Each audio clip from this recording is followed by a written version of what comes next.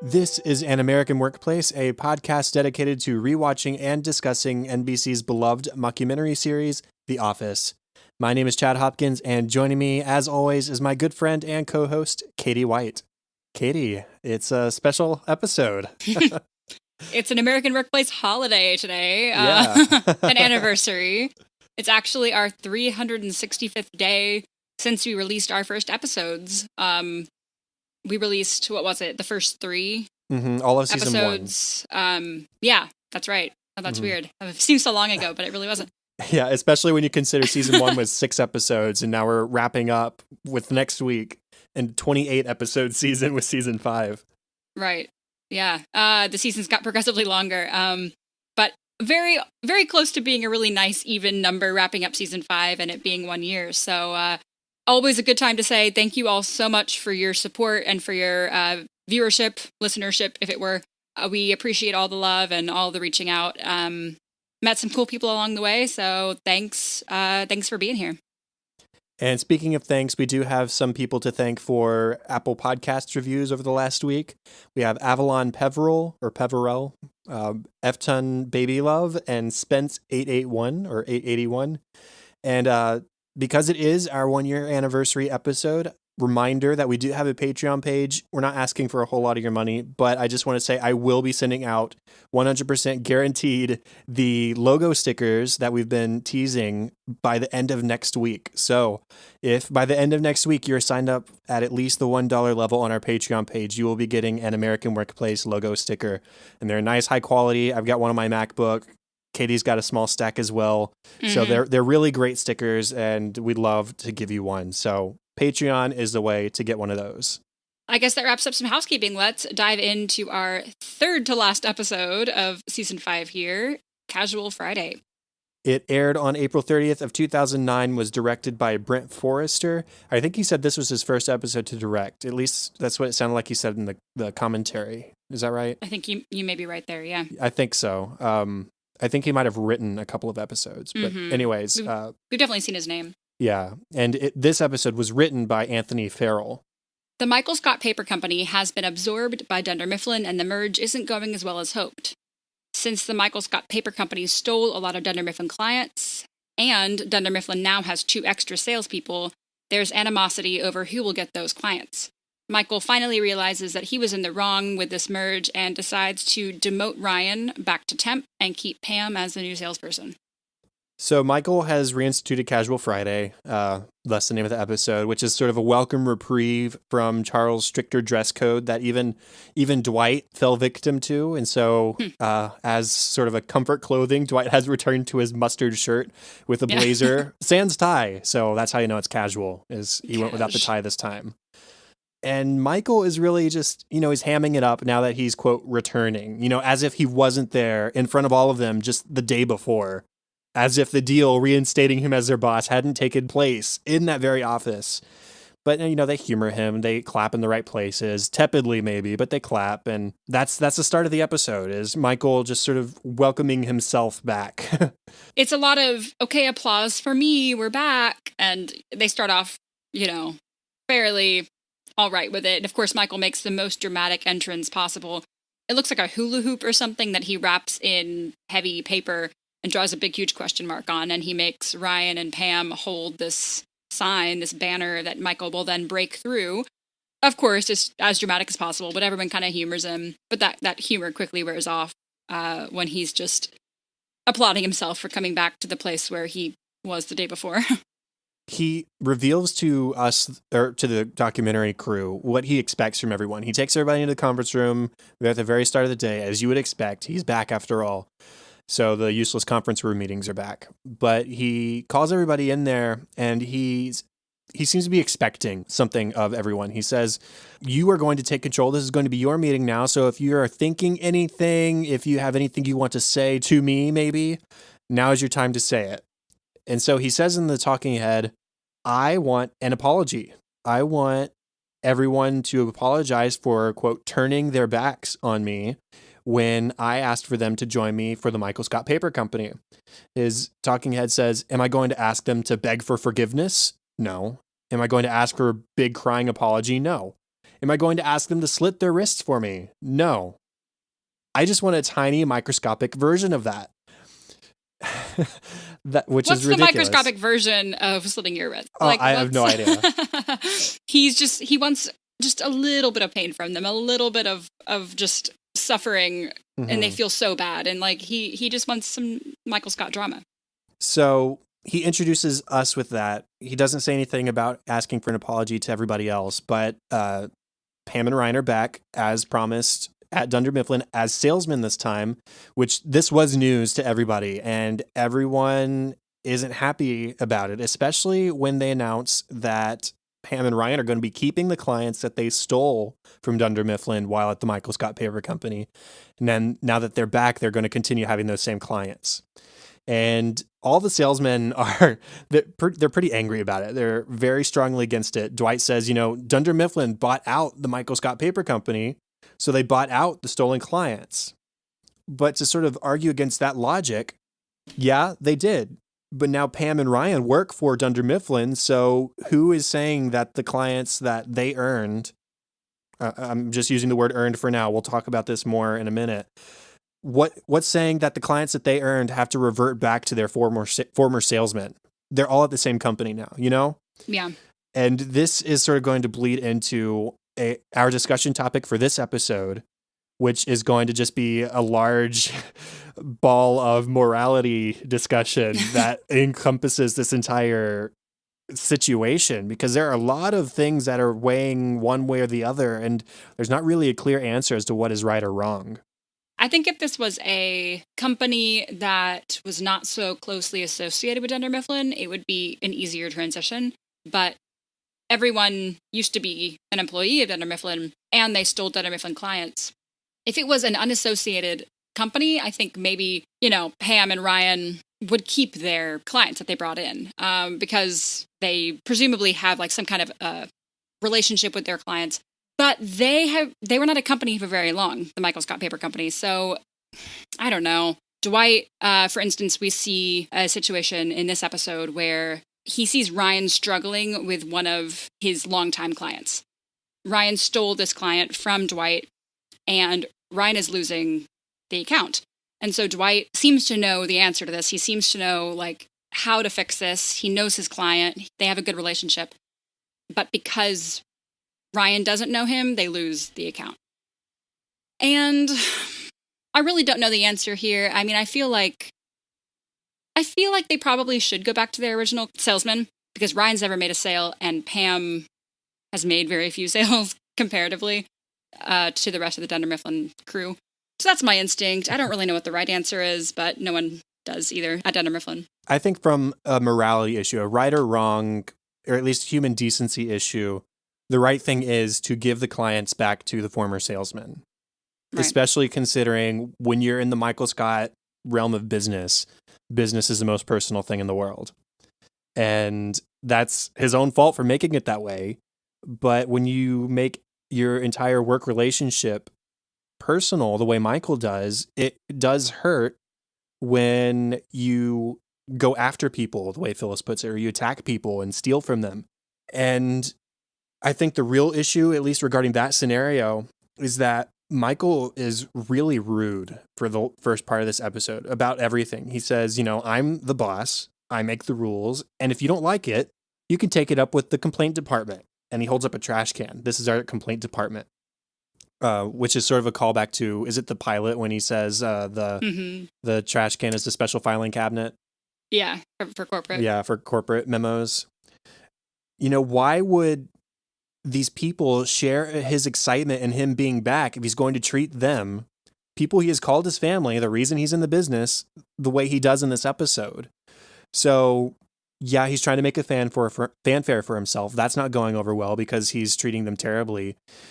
The right thing to do, as far as friend to friend, whatever relationship you want to define these people having, is to give them their clients back.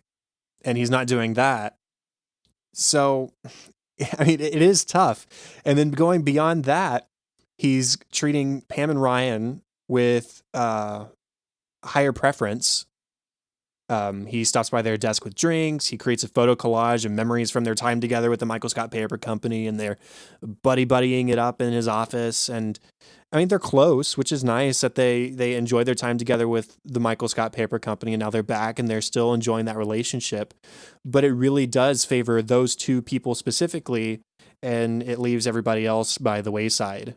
Yep. We see Michael bringing Pam and Ryan drinks from the break room while the other salesmen watch with shock. Like, it's funny that, 2 weeks prior, they hated each other, all three of them, because they were working in a closet. And now they're all best friends reminiscing on their time together.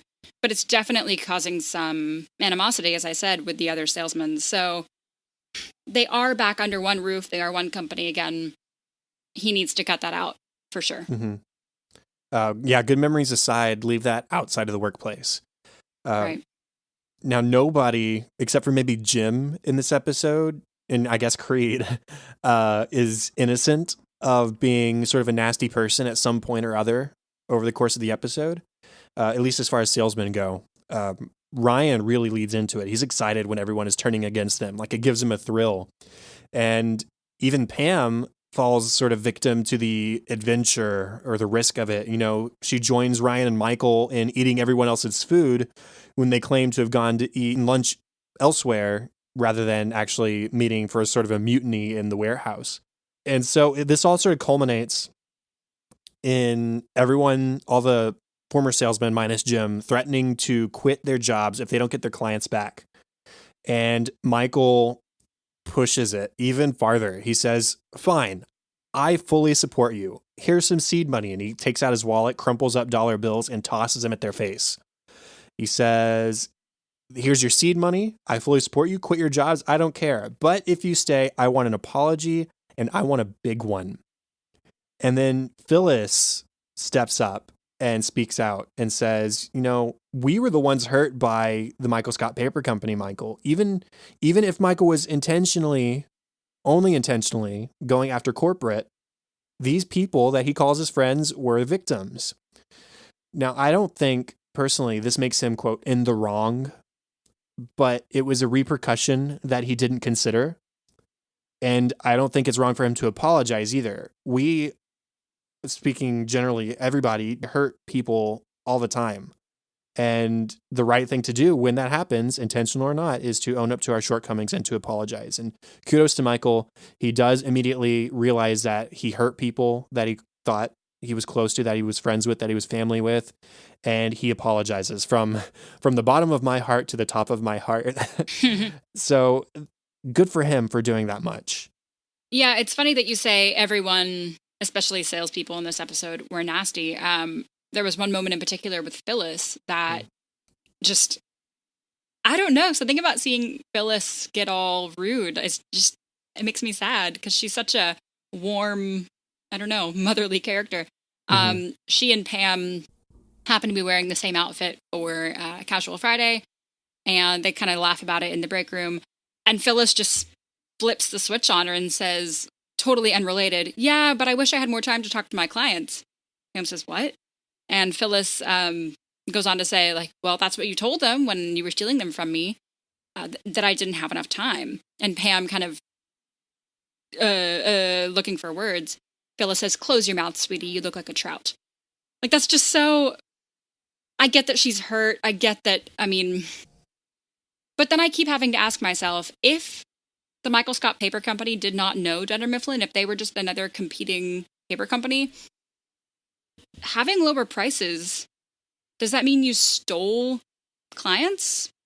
I think it just means that you won them, but they knew they were a sub party, basically, of Dunder Mifflin, and they were all friends, and as Michael put it, family. So in that case, yeah, I do think it's a steal rather than a win. But everyone's feeling particularly nasty this episode. Yeah, there's another instance when Phyllis, during the mutiny in the warehouse, she says, "You don't take my clients away and give them to a secretary." Right. Man, I think that's worse than the trout thing, to be honest. It's as if she's insinuating that Pam is lesser, or at least less capable, because of her previous job title. It's it's terrible. But that being said, as much as those statements from Phyllis upset me, the time when she says, Michael, you always said we were a family, then you went after us. That moment upsets me in the complete opposite side of the spectrum, because you realize, I mean, these people, even though they react to Michael in certain ways because of his behavior sometimes, they still care for him in some regard, and they care for how he treats them. And so for him to turn on them while leading the Michael Scott Paper Company, yeah, maybe it did really hurt them. It's like they count on him caring for them. Mm-hmm. And it's something that they've always known, is that Michael values us over the company, over the business of it. But this was not that case. This was something different, and he valued his company over his friends. Right.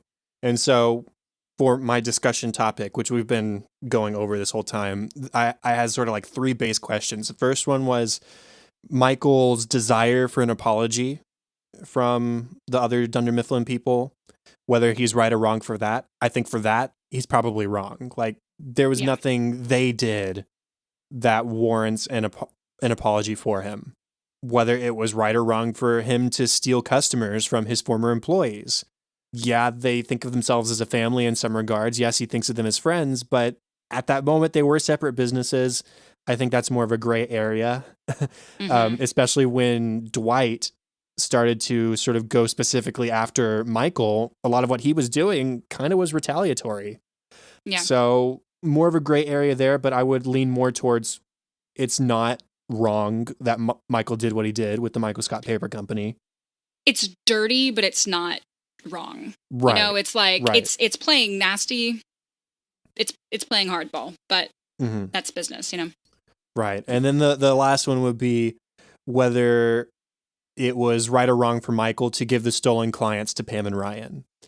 Which, again, maybe the nice thing to do is to give the clients back to the former salesman, but then it leaves a debate between Pam and Ryan, and I guess we can go ahead and talk about that now, because Michael does apologize, and he initially only apologizes. He has no further plans than to just say he's sorry.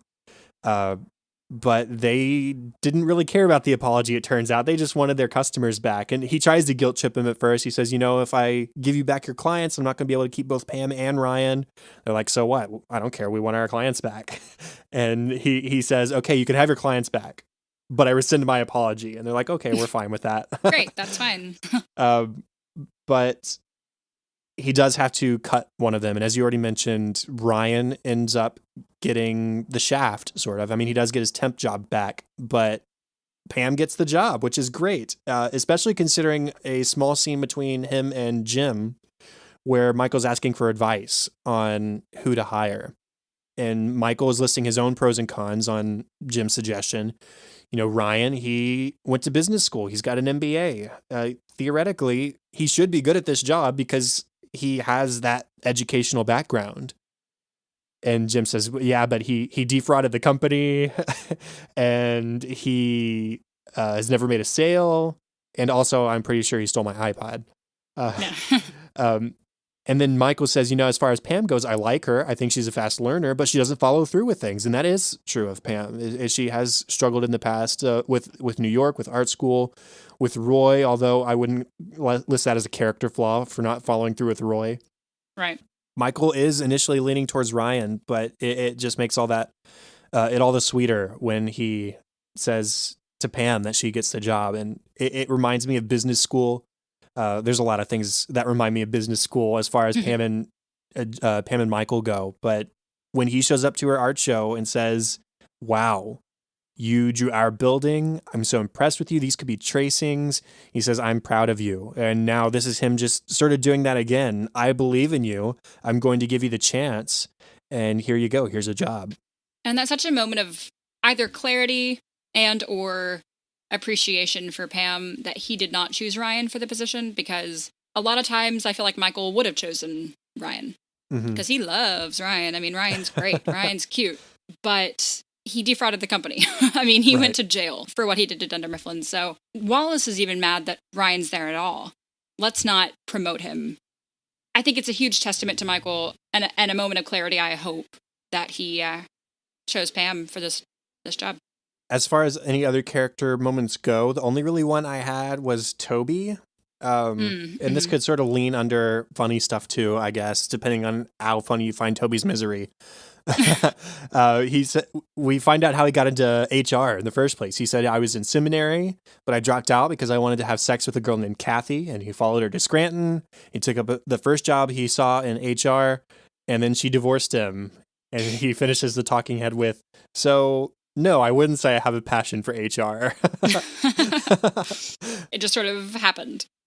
I just have one last character moment. Another little one with Erin, who is the new receptionist. We haven't gotten a whole lot of screen time with Erin yet. But she says, she asks if she still has a job because Pam is now back. Is she going to reception? Is she going to be a salesperson? TBD. And Michael says, that's not important. They're in the conference room. But everyone kind of rallies and comes to Erin's side and like fights for her, which I really like, because we haven't gotten a lot of Erin's screen time, yet we still see that there's a relationship there. The people of the office kind of value her as a person, that at the very least, it is important if she has a job or not. She needs to know this. So they kind of correct Michael there on that, and I like that.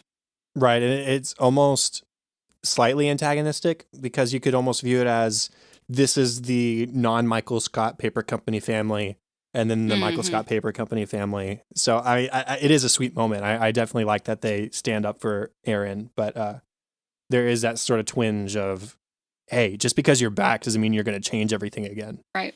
But it kind of answers the question at the end of the episode when he fake fires. He goes to that whole thing of fake firing, and he fake fires Erin because no one likes her. And then he admits that it was a joke. And then she says, well, no, do people not like me? He says, I don't know.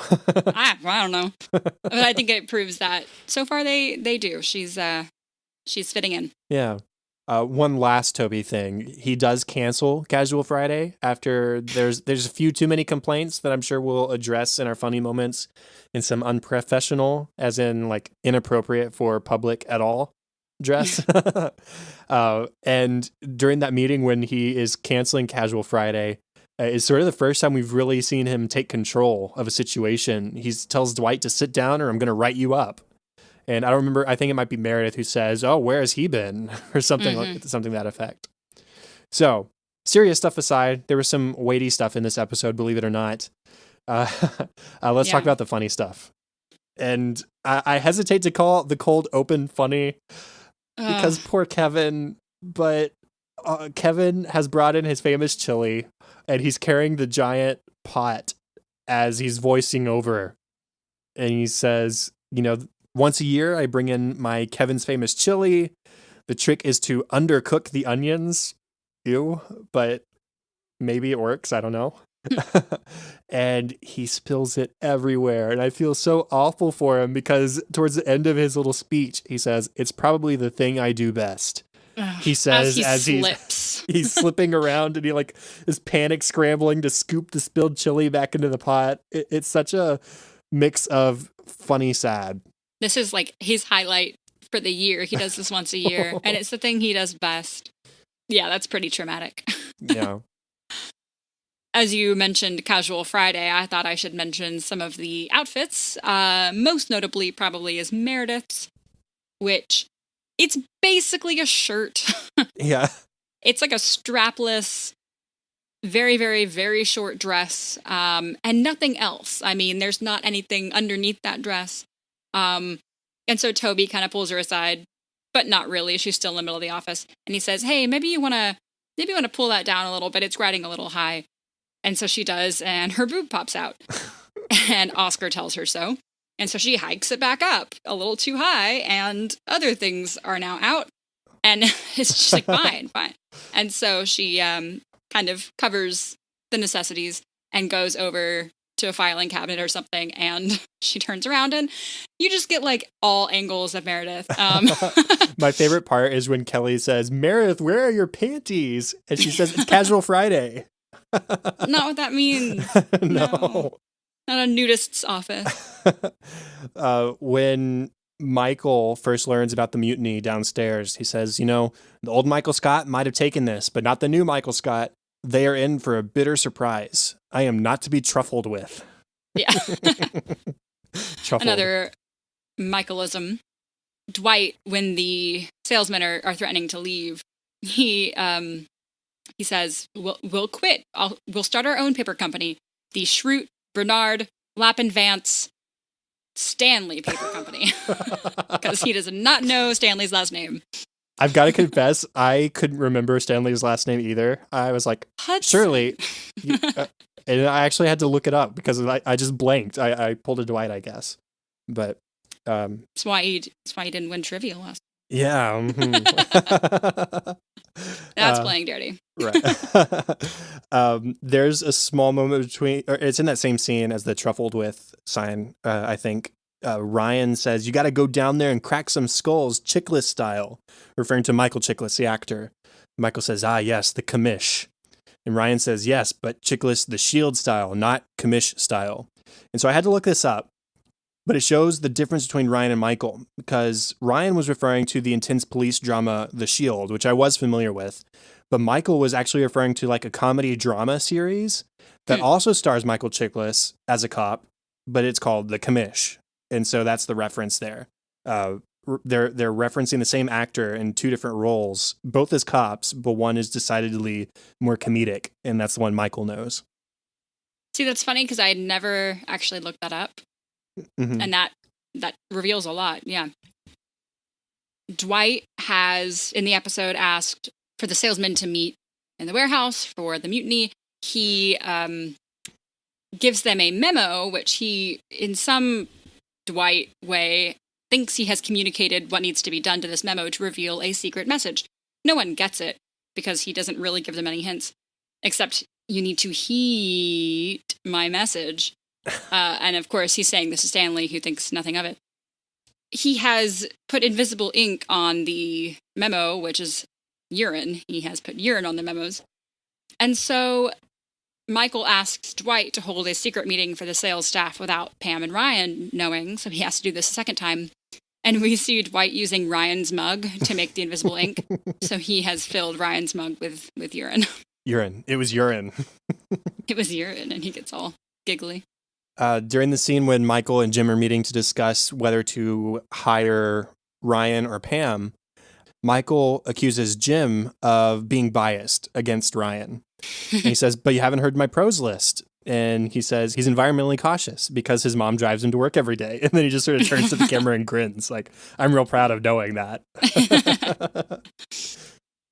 And also with Ryan, after Michael has fake fired Pam and then, "Just kidding, you got the job," Pam then asks, "Well, what about Ryan?" Michael says, "Well, Ryan was not at all happy when I told him he got the job," and then told him that he didn't. Oh, if you're gonna fake fire someone, which you shouldn't, definitely don't do the reverse. A couple things that happened between Andy and Dwight on the phone. Dwight didn't communicate the secret message very well. And so he shows up to the warehouse alone, and Dwight calls Andy's desk and says, "What are you still doing at your desk?" Andy says, "What are you still doing not at your desk?" And then they go through it all. Dwight says, "Get everybody together, come down to the warehouse." And Andy says, "It is on like a prawn who yawns at dawn." And Dwight just says, "Stop doing rhyming poetry. Just tell them, please. God, the simplest thing." That makes me laugh every time. And he puts the phone down, he's just so... He's done with Andy. Oh, God, the simplest thing. Ryan now sits next to Meredith, and it's just this little itty-bitty scene where she just looks up and says, "Don't fall in love with me, kid." And he looks at the camera like, yeah, that's not going to be a problem. That's right. Not. Especially given her outfit today. Andy suggests during the mutiny that we could write a strongly worded letter. And Dwight says, "Words are not enough." Jim says, "A strongly painted picture." After all, a picture's worth 1,000 words, And Dwight says, "No, pictures are too interpretive." Last one for me, I think, but I like this one. Michael is deciding who to fire, Ryan or Pam. And he says, I have a very difficult decision to make. It's like, last week I was at the video store. Do I rent Devil Wears Prada again? Or do I finally get around to seeing Sophie's Choice? It's what you would call a classic difficult situation. Yeah. Which everyone calls Sophie's Choice a classic difficult decision. Sophie's Choice, from my understanding, is she has to like kill one of her daughters or something, and she has to pick which one. Mm-hmm. Like that would be a difficult decision. Right. not choosing the movie to watch, and it's just the irony is funny. We have a surprise appearance from Daryl. It's the first time in a long time. It's actually, I think, since Golden Ticket, I checked, where Michael is apologizing to everybody in the warehouse. And then all of a sudden, the wall behind him that's made up of paper boxes pulls away with a forklift. And it just slowly reveals Daryl standing there. He says, "What I tell you about building forts in my warehouse." It's so great. And last one, Creed almost appears completely normal for an entire scene in this episode.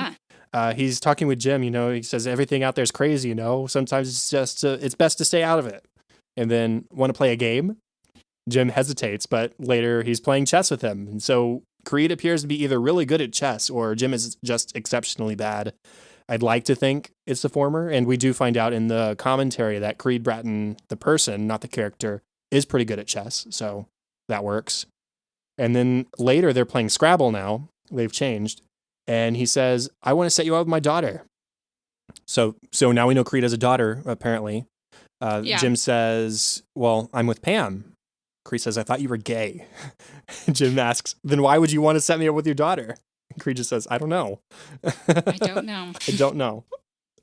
Deleted scenes. There is a Michael talking head where he and Pam and Ryan, he's saying, are in a love triangle. He doesn't know why that's a bad thing, which is extra funny because he has expressed crushes in the past on both Pam and Ryan. So maybe in his head that was a Freudian slip, calling it a love triangle. Andy on the phone with Dwight, it's sort of an extended scene.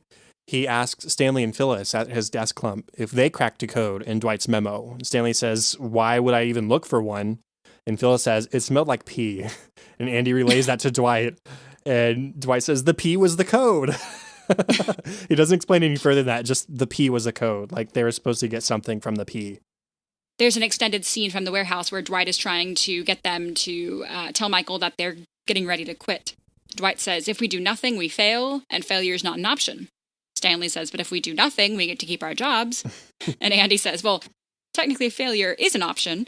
We could fail. Mm-hmm. And Dwight says he has a book called Failure is Not an Option. And in his book, failure is literally not an option. So he has written a book on how failure is not an option. So apparently. He can say that line. Right. Dwight is sort of hanging around Kelly's nook. I wonder if this is when he's waiting to meet with Michael or something. And she approaches him and says, why are you hanging out in my nook? He says, it's not your nook, it's a public nook. And she turns over her shoulder and points to her desk. And there's literally a sign there that says, Kelly's nook. She says, damn it. And he leaves and she just sort of turns and smiles at the camera. I knew this would come in handy. I love this deleted scene. So it's an alternate scene from when Toby canceled Casual Friday, which, by the way, I wanted to mention this in Funny Moments and I forgot how Toby says, this is from the main episode, Toby says that no one's outfits were appropriate other than his. There were several appropriate outfits. There were. I mean, like most everyone besides Meredith. Kelly's was a little eccentric.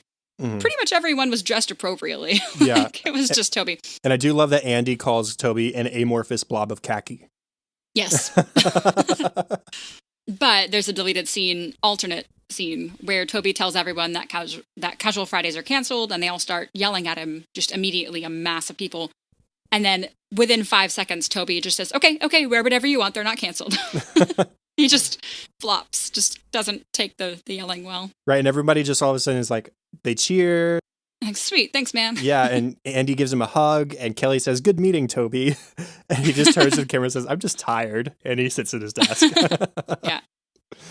Going on to the commentary, we had Brent Forrester, who is the director, Claire Scanlon, who is the editor for the episode, and then we had Creed, Mindy and Ellie Kemper. So I think it was the first appearance for both Creed and Ellie in the commentaries. And overall, not a super great commentary, but there were some fun things. Like something I didn't notice was when Michael first tries to punch his way through the paper, Claire, the editor, points out that BJ Novak as Ryan was startled. Like he physically jumped, and it's like he wasn't expecting it when Michael first tried to punch through and failed. So that was something I hadn't noticed, and I appreciated them pointing that out to me. Mindy noted how fun it was to be comfortable while filming. Well, she wasn't comfortable because she was in a full-length, tight denim bodysuit, but everyone else was in normal clothes.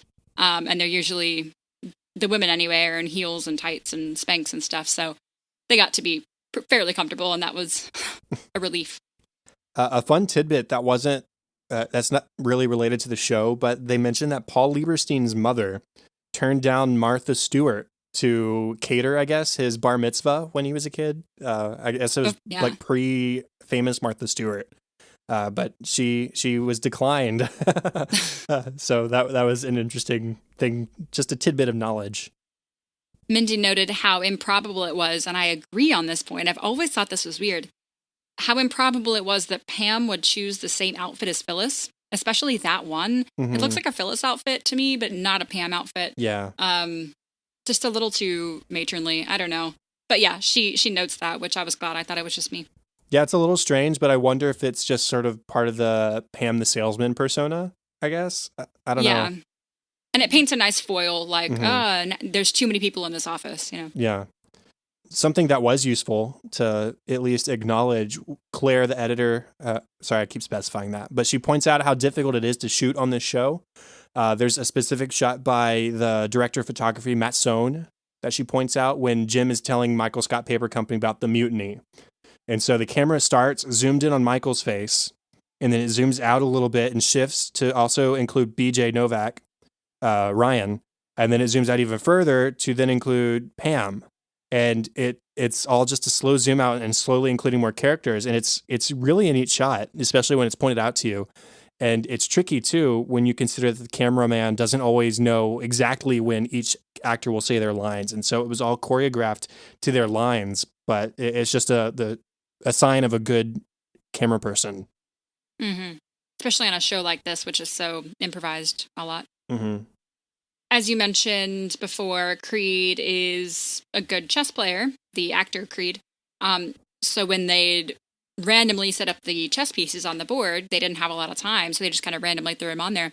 Creed would dissect it and say, like, that doesn't make sense. Or, he'd kind of fix it. And then when he was telling Jim, you're going to do that, I'm going to do this, don't do that, that was real, because he plays chess. There was a really interesting debate. Like, this was probably my favorite part, when Ellie Kemper is praising Phyllis's emotional speech that we talked about to Michael, about them being a family, but him going after them. And Mindy Kaling contradicts it and says, I saw it as a comedic moment. And Phyllis is just putting on an act to sort of play Michael to her favor. Now, I don't necessarily agree with that. In fact, I don't think. I agree more with Ellie, but I just thought it was an interesting way to consider that scene. Like, it sort of completely changes things.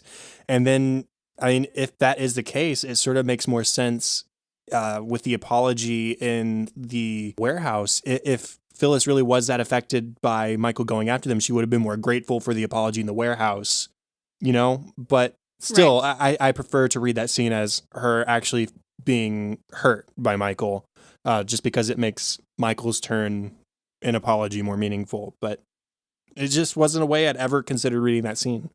And last one for me, Brent makes a good point about Michael's fake firings, how it was so ridiculously hard for him that he regressed into a juvenile, which is something we've seen him do. So he had to cope somehow with having to fire a friend, that he did that whole fake firing thing just to make it entertaining in some way for him. Mm-hmm. And we've seen him do that in the past, like when Charles Minor was there, mm-hmm. and he went straight into word for word copying Charles because he was so overwhelmed that he just reverts to childlike behavior.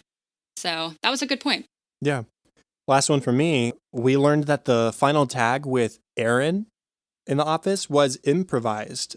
I don't know if it was Steve who originally led to the improv because he's, I guess, the one who says, will you send in Aaron? I want to try it on Aaron. And so Jenna Fisher walks out and asks Ellie Kemper to come into the office. And Ellie says, I didn't know whether to go into the office or not, but she did. And they tried a few different scenes. I think they said they did 4 different takes and it was all improvised. There was one where Michael told Aaron that Creed killed a dog on his way into work that morning and that it was in the freezer. There was one asking her to fire somebody. And then there was one where he told her he has ear cancer, I believe they said. And they were all really funny, but this is the one we got in the episode is obviously the one we got. But I just thought it was really cool that started with an improvisation. I always loved knowing what's improvised and what's not. So our second episode is Café Disco. It aired on May 7th, 2009, directed by Randall Einhorn, written by Warren Lieberstein, who is actually Paul's brother, and was married at the time to Angela Kinsey, and Halstead Sullivan. We have Michael. He still has the lease on the former Michael Scott Paper Company office space, so he's turned it into a sort of relaxation den where he can listen to music, dance, and drink espresso. He eventually turns it into a cafe disco, thus the name, where everyone in the business park can come to hang out and have a good time. And that's the gist of things.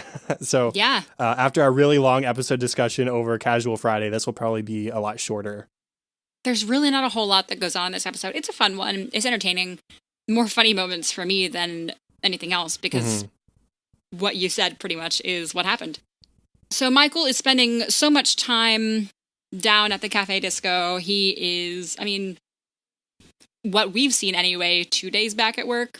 Maybe some time has passed, but he has not been back with Dunder Mifflin for very long and is kind of avoiding his job.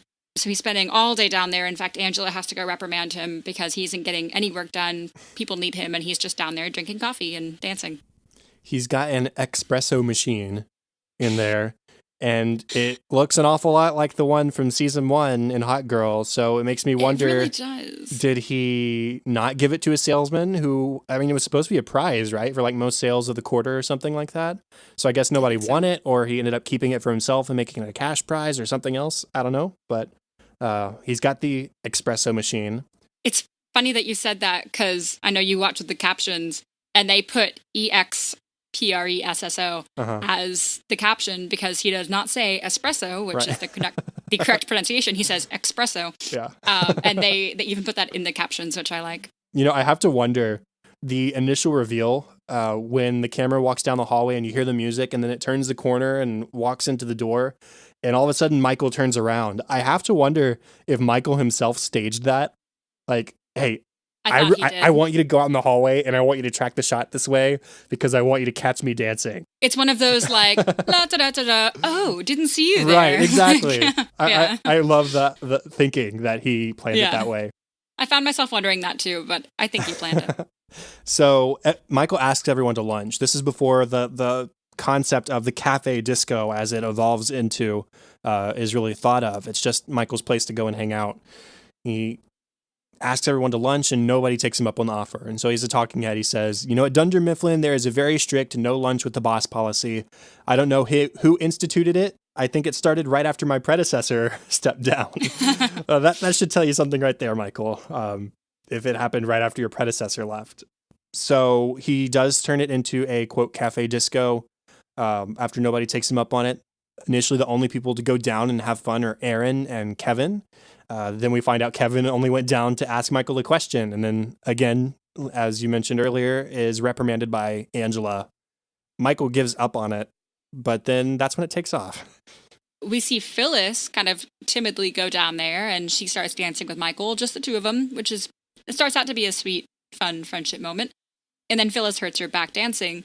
So we get a few moments of Dwight and Phyllis because Michael has commissioned Dwight to help Phyllis with her back. And so they kind of bond a bit. He spends quite a lot of time helping her, which is a relationship that we haven't really seen yet one-on-one. Mm-hmm. First, I want to point out that there's something almost slightly satisfying about hearing Phyllis just drop a huge curse word when she hurts herself. It's like, wow. she is really hurting she if is. Phyllis drops a word like that. And I really do. I agree. I like the Dwight Phyllis relationship. He's sort of treating her like a horse. He's feeding her carrots. He says, "Whoa, girl," when she tries to stand up. They're having conversation with each other. They're sharing things with each other. We meet Bob Vance Refrigeration secretary, who bears a somewhat similar resemblance to Phyllis herself. And so when she is laying on the table being massaged by Dwight and in a lot of pain, she expresses her fear that Bob Vance Refrigeration may cheat on her with said secretary. And then she laughs it off, and she says it sounds silly when she says it out loud. And Dwight laughs with her, and they're really enjoying each other's company. And so it's really a nice little scene. And then they eventually, after she's feeling better, go down to the Cafe Disco together, and she offers to dance with him. And he accepts, and so they start dancing together. And then her husband does show up, and they dance together, and it's really nice. And everybody's having a good time at that point. Even Jim and Pam, who make an appearance down there, Pam in different clothes in a nice summer dress because, surprise, surprise, plot twist, they decide that they're going to get married today.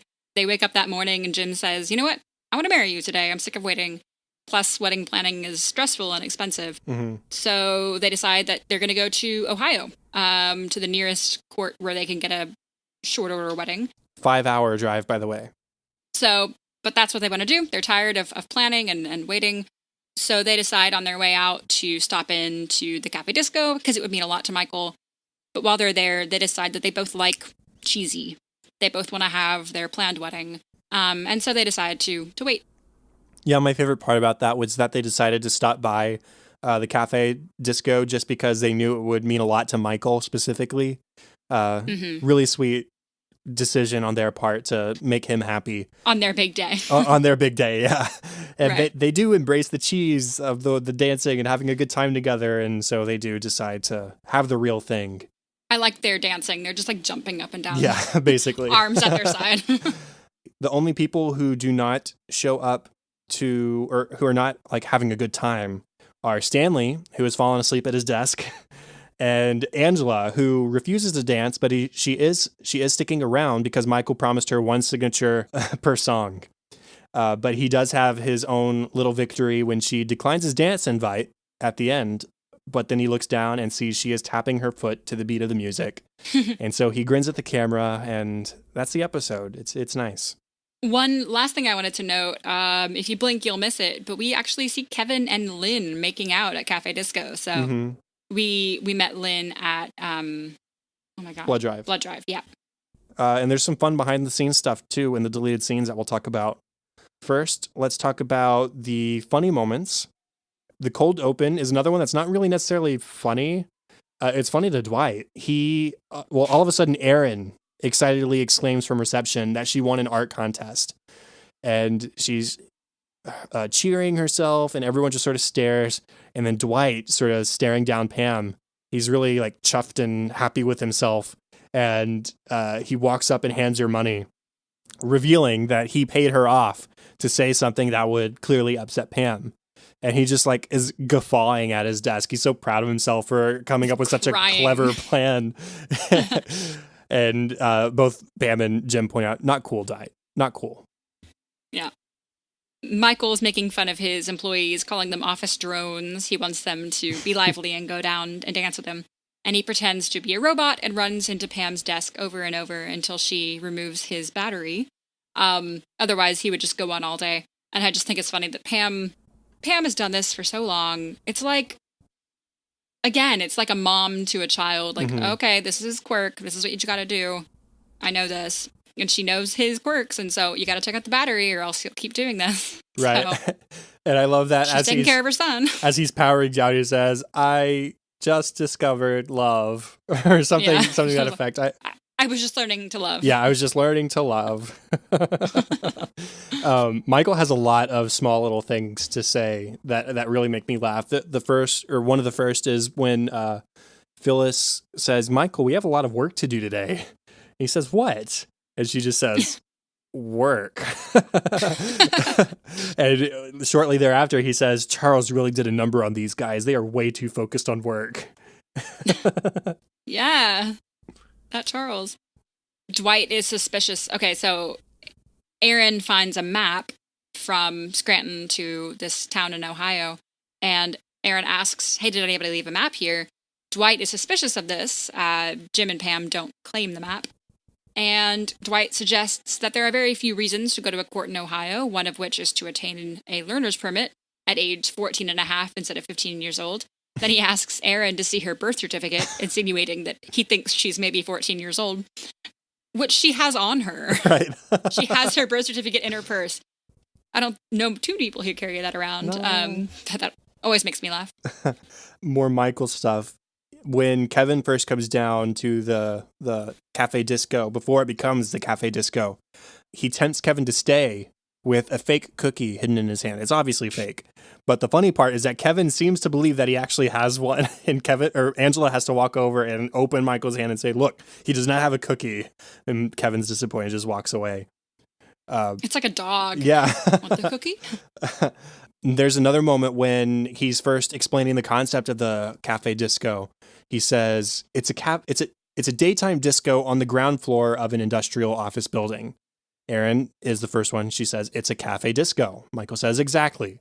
Kevin says, so like a disco cafe? And he says, what? No, not even close. I don't know how those are so different, but Michael, they are. Apparently very different. Also, speaking of the Cafe Disco, how did I never notice that the Michael Scott Paper Company had a shower in it? Yeah. I did not realize this until this time, because they hung the lei on a shower head, and Phyllis says to... Right, respect the lei. Phyllis says to Bob's secretary that she'll be in the, that door between the bathrooms that used to be a utility shower. Mm-hmm. And that just never stuck with me. So they were not in a closet, they were in a shower. Right. That's where their office was. That's just hilarious. At one point, Michael compares himself to Philip Morris. You just want to give someone a smooth, fun way to relax, and suddenly you're just some terrible monster. For those who don't know, Philip Morris is the company that makes Marlboro cigarettes. Which is a word I can never say. Marlboro? Which is why I'm glad you put that funny moment. No. Okay. Right after Phyllis has hurt her back and she's laying down in the utility closet, Michael is talking to Dwight and says, we need to get her out of here because no one's going to go in there if there's a woman writhing around on the floor. And Michael turns to go and he sees the camera crew and he goes, wait, but most importantly, we need to get her some medical attention. ASAP, stat. He wasn't concerned about that till he saw the camera. It's so satisfying the moment when Michael holds up the speaker to the air vent to play Gonna Make You Sweater, Everybody Dance Now, to sort of tempt everybody down. I mean, it's kind of a concern that Dunder Mifflin isn't the only business in the building, but whatever. Then a couple more things Michael says. He says, when everybody has sort of turned down the Cafe Disco idea, he says, you all took a life here today. You did. The life of the party. And then one more from Michael. I'm just trying to get through all of these real quick. When Angela comes down, he's trying to get her to enjoy, to participate. He says, if these walls could talk, they would say, this is a magical place. You are safe here. We are talking walls. We're not going to eat you. I just love he continues the talking walls metaphor. There's a Creed one where he's contributing to the life of the party by bringing in a disco ball. He says, boss, this used to hang from my windshield, but it belongs in here. Michael thanks him, and Creed says, no problem. I'll just have no idea who's driving behind me now. Ooh. It's concerning that was his rearview mirror, because I can't imagine that would be much effective anyways. At all. When Dwight is fixing up Phyllis, he says, this remedy has been passed down in my family for generations, and it always works. My grandfather was told that Diamond Dancer would never race again. They were wrong. He came in 9th in the Apple Creek Derby, and his jerky came in 3rd the following year. A majestic beast, so fast, so tender. that last part is my favorite part. So fast, so tender. So tender. It's awful. And maybe the last one for me, Kelly is going to pierce Andy's ear, which they had a little dance off. Although according to Kelly, it was not. She was just dancing. Mm-hmm. But they bonded over it apparently, because in the last scene of the episode, Kelly is trying to pierce Andy's ear. He doesn't take it very well. In fact, we see him scream when Kelly puts ice on his earlobe. So Michael has duct taped a limbo pole in the doorway. So you have to limbo as you walk into the Cafe Disco until Angela walks in. And she just walks in. She doesn't have to squat or lean. She fits comfortably right under the pole. She is quite certainly petite. And I guess that's probably good for now. This episode, you could dissect every little funny moment. There's lots to go over. There's not a lot of plot. No. Let's go ahead and move on to deleted scenes. Kevin sees Lynn, as I mentioned. They have a happy ending in this episode as we see them making out in the disco. But in this deleted scene, he sees Lynn in the elevator and he asks, after saying hello, if she's had bacon for breakfast because she smells like bacon. She says no, and that's weird. So, okay, he moves on. He considers inviting her to the Cafe Disco, but remembers that she just wants to be friends. It's kind of awkward, and they part ways. Then Lynn has a talking head where she says, yes, I did have bacon. I just don't think that's anyone's business. And then it cuts to Kevin's talking head. I love the smell of bacon on a woman.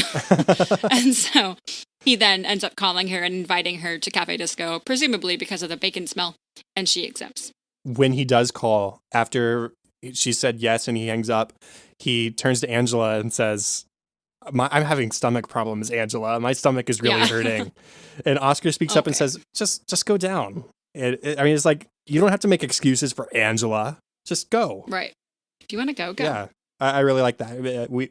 It's always nice to see the Kevin-Oscar relationship. Michael, in a deleted scene, is talking about how his grandpa used to be the, quote, funnest guy he knew. He'd sing, he'd dance, he'd fall down. But then he started going to these meetings, and all of a sudden he changed. He stopped going out at night, and the fun just dried up. He got a job. Right, he got a job. He says, I just don't want the same to happen to all of you. It sounds like your granddad took a turn for the better. Yeah, just a little bit. Ryan refuses to go down to the Cafe Disco as well, it should be noted, because he doesn't want to put himself in that kind of environment anymore. Now we remember that Ryan got pretty heavy into drugs while he was living in New York. And apparently the Cafe Disco is a little too close to a party atmosphere for him, so he prefers not to expose himself. Yeah, I don't think that would really compare to a New York party, but who knows? Last one for me. Dwight is talking with Phyllis as he massages her. He says, I can't imagine you playing softball. She said, well, I was in all county my junior and senior years. He says, big deal. I hit 3 home runs against Little Flower Catholic. She says, isn't that an all-girls school? And so Dwight reveals to us that he played softball. Note that he didn't say girls softball. Not after the landmark case of Schrute versus Lackawanna County Board of Education. He said, I hit the ball right over the protest banners. So Dwight played softball with a bunch of girls. So my discussion topic for this episode is the Cafe Disco just another Michael Scott waste of time, or does it mean more to him than that since it's at the Michael Scott Paper Company old office? Is he kind of reminiscing on his time? Is this just a waste of time? I don't even really know the answer to this myself. I think that room sort of represents both his biggest success and his biggest failure. Because, the company was going under until he got lucky with a buyout from Dunder Mifflin. And he's still, after the last episode, still trying to win his old/new employees back over. So I think that this is just an effort to sort of ease the waters, calm the waters, and reminisce in his good and bad fortune, and maybe just make it better. I don't know. Yeah. That seems like, I don't know. I agree, and I think his time with the Michael Scott Paper Company was one of the few big risks he's taken. Mm-hmm.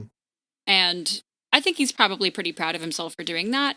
It didn't last long, and it wasn't a huge success, but he did it. And for a short period of time, he was flying solo, and that is worth applauding. Mm-hmm. He made it work, at least for a little while, or he at least tried. So I like to think, and to my knowledge, we don't really get any more Michael Scott Paper Company stuff after this. So I think this is sort of his swan song to his time going solo. Yeah, I mean, the Michael Scott Paper Company was something he didn't quit on. Right. So he's holding on to the last sort of vestige of that effort. Right. Cool. Well, that's the end of the official 52nd episode of An American Workplace. 1 year later, here we are. Thank you all once again. You can contact us at facebook.com/workplacepod or at workplacepod on Twitter. If you care to, you can rate, review, and subscribe on Apple Podcasts. We would always appreciate any feedback, which you can also email feedback and ideas to workplacepod@gmail.com. You can find me on Twitter at KTLady623 or at facebook.com/katie.white. The best place for me, as always, is at Chadadada on Twitter. That is CHADADADA. Also, facebook.com/chad.hopkins and my other podcast, Cinescope. You can find that where podcasts can be found and at thecinescopepodcast.com. Show notes and all contact information for this show can be found at workplacepodcast.com. We have three new Patreon subscribers, Michelle, Evan, and Hannah. Hello, welcome, thank you. Right, and just a reminder, if you subscribe on Patreon, even at just the $1 level, before the end of next week, that's the first full week of August in 2018, then you will get a sticker very, very soon. So sign up. If you want a shout out and more of An American Workplace each week, that's what the Patreon is for. You get access to our discussion outline and notes, the sticker, bonus episodes every week, and live streams. And so if you're interested in that, just go to our Patreon, patreon.com/workplacepod, and sign up for the level that you think is worth it to you. And that's all for this week. Thank you once again for joining us this past year to watch one of our favorite shows, The Office, here on episode 52 of An American Workplace. Make sure to join us in episode 53 for our discussion on the final episode of season 5, Company Picnic. Bye. Bye.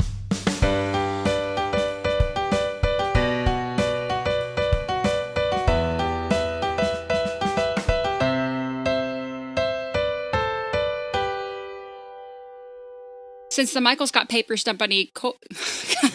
Okay, 1 year doing this. It's going really well. I'm just going to start this over. That's fine.